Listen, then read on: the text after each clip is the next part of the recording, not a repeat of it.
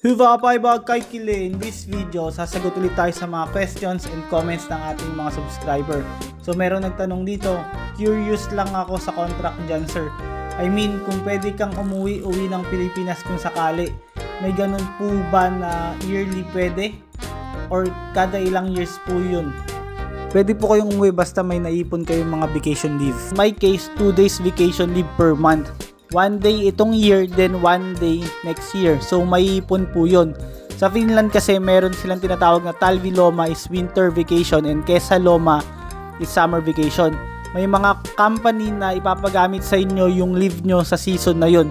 Pero kung uuwi kayo ng Pilipinas, pwede nyo naman sabihin sa boss nyo na need nyo na mag-ipon ng vacation leave. So maiintindihan naman nila yon kasi malayo tayo sa Pilipinas and need natin ng mahabang vacations. So kung may mga questions pa kayo about sa Finland, i-comment nyo lang down below. So thank you for watching. See you on the next video. Nadan, moy moy.